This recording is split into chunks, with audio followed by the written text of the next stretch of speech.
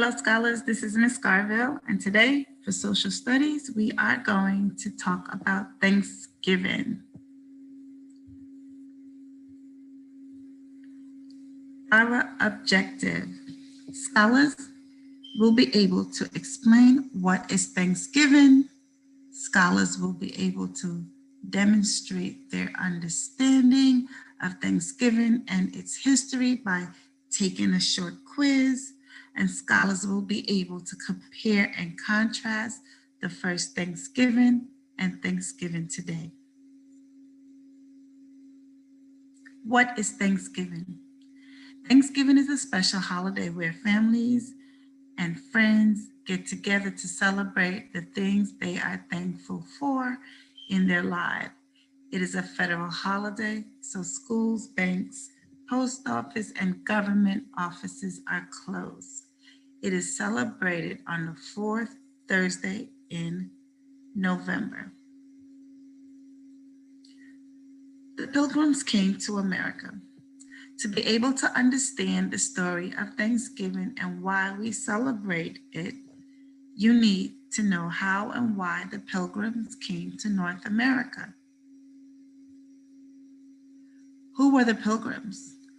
A long time ago, the King of England said that everyone had to go to the church that he wanted them to go to.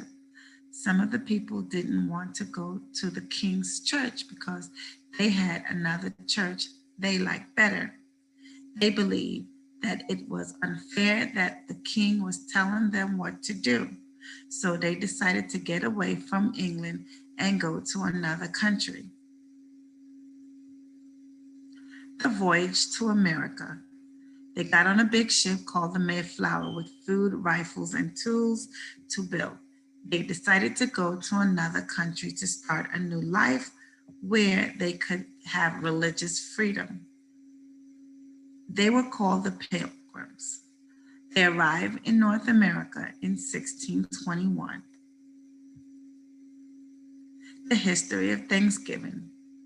The first Thanksgiving was in 1621 when the Pilgrims invited the Native Americans to a 3-day feast to celebrate the autumn harvest.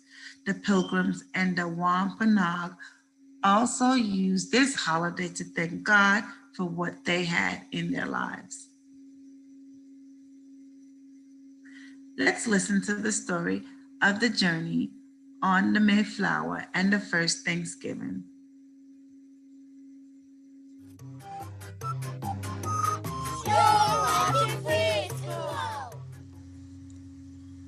After trade and communication between Europe and the Americas began following Columbus's voyage in 1492, many Europeans began to seek opportunities in the New World. One such group, now known as the Pilgrims, sailed from England to North America in 1620. Some of them wanted to sail to America because they thought they could make money there. Some of them were looking for greater religious freedoms. They all thought that a new life in a new land could give them what they were looking for. In the summer of 1620, a ship called the Mayflower, as well as a second ship called the Speedwell, set sail from England towards the Americas. Shortly after their journey began, however, the Speedwell sprang a leak, and they had to stop to make repairs. They set sail again, but they had only traveled a few hundred miles from England when the Speedwell began leaking again, forcing both ships to return to Plymouth. By then it was September, and the Pilgrims decided to abandon the Speedwell. Some of the Speedwell's passengers moved onto the Mayflower, and some decided to stay in England. On September 6, 1620, the Mayflower set sail a third time for the Americas. Around 130 people were crammed onto the small Mayflower. About 100 were passengers, 70 adults, and 30 children. The rest were the ship's crew. There were animals on board the Mayflower as well: pigs, goats, chickens, and even some pet dogs. The ship was only 106 feet or 32 meters long and 25 feet or 7.5 meters wide, so the voyage was extremely crowded. When the weather was bad, the passengers had to stay below deck while the ship rocked and tilted in the waves. Many people were sick for the entire trip. 2 people died, and 1 baby was born while they crossed the ocean. For those who were well, it must have been a long and boring journey. Some passengers read books or played card games. But by the time they arrived in the New World, they must have been very glad for the voyage to end. Land was sighted on November 9th, but there was a problem. They had landed too far north. The original destination of the Mayflower was supposed to be Virginia, but storms and rough seas had blown them off course, so they had landed at what is now Massachusetts. They tried to sail south, but by now the winter weather had made the seas stormy, and so they decided to stay, and anchored in the harbor at Cape Cod on November 11th.